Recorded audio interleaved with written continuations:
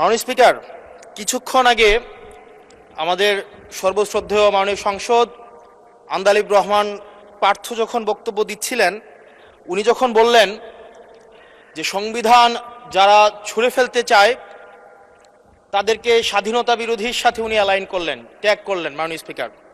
এবং তখন ট্রেজারি বেঞ্চের সম্মানিত মাননীয় মন্ত্রী যারা ছিলেন তারা সেটাকে টেবিল চাপড়িয়ে সেটাকে সমর্থন দিলেন।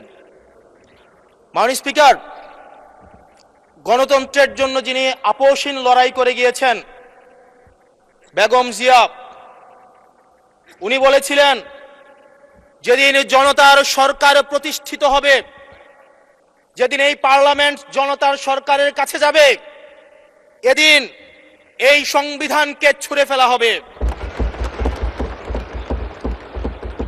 ট্রেজারি বেঞ্চের যে মন্ত্রীরা ছিলেন তারা দীর্ঘদিন, তাদের সারা জীবন তারা বেগম জিয়ার সাথে রাজনীতি করেছেন।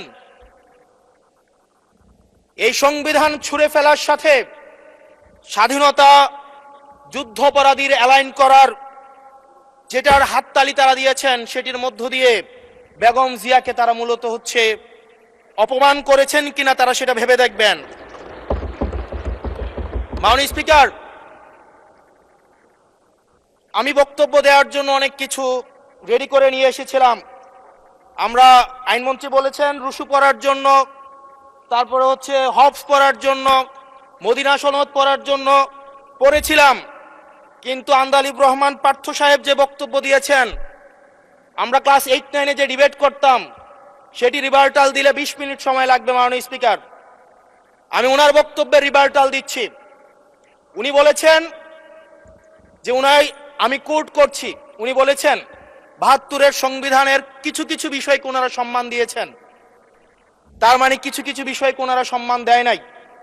তার মানে এই অভ্যুত্থানের পরে এই সংবিধানের কিছু অংশ ওনারা মেনেছেন, কিছু অংশ ওনারা মানেন নাই। ওনারা কেবল ওই অংশটাই মেনেছেন যে অংশটা ওনাদের পক্ষে গিয়েছে,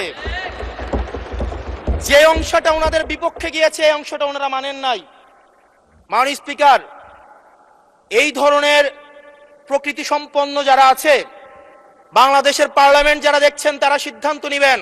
যারা কখনো কখনো কনফরমিস্ট, যারা কখনো কখনো রিফর্মিস্ট, তারা মূলত অপরচুনিস্ট। এখন আমি সংবিধানের কিছু কিছু ধারা মানব, কিছু কিছু ধারা মানব না। আমি কখনো কখনো সাংবিধানিক, কখনো কখনো আমি অসাংবিধানিক। মাননীয় স্পিকার, যখন ডক্ট্রিন অফ নেসেসিটির প্রশ্ন আসে, মাননীয় স্পিকার, এই এক্সিস্টিং সংবিধান অনুযায়ী যখন 7A এবং 7B বলবৎ থাকে, সেই জায়গা থেকে আইনজ্ঞরা, মাননীয় স্বরাষ্ট্রমন্ত্রী উনি থাকলে ভালো হতো। ডক্ট্রিন অফ নেসেসিটি মাননীয় স্পিকার 48-এর 3 অনুযায়ী রাষ্ট্রপতি সুপ্রিম কোর্টের মাধ্যমে একটা এই 106-এর অ্যাডভাইজরি একটা রুল আছে মাননীয় স্পিকার। এই অ্যাডভাইজরি রুলের মাধ্যমে সংবিধানের ফান্ডামেন্টাল কোনো বিষয় কম্প্রোমাইজ করা যায় না। মাননীয় স্পিকার, যদি আমি এই সংবিধান মানি তাহলে এই অন্তর্বর্তীকালীন সরকারের বৈধতা প্রশ্নবিদ্ধ হয়। মাননীয় স্পিকার, মাননীয় স্পিকার, যদি এই সংবিধানকে আমি ধারণ করতে চাই, মেনে চলতে চাই, সেদিন 64 বিধি অনুযায়ী অ্যাটর্নি জেনারেল নিয়োগ দেওয়া হয়েছিল 6 আগস্ট। মাননীয় স্পিকার, এই সংসদে প্রশ্ন রাখতে চাই, তৎকালীন বর্তমান রাষ্ট্রপতি চুপ্পু, তখন বলা হয়েছে অ্যাটর্নি জেনারেল নিয়োগ দেওয়ার ক্ষেত্রে প্রধানমন্ত্রীর সাথে আলোচনা করতে হবে। সেদিন কোন প্রধানমন্ত্রীর সাথে আলোচনা করা হয়েছিল সেটা আমাদেরকে অ্যাটর্নি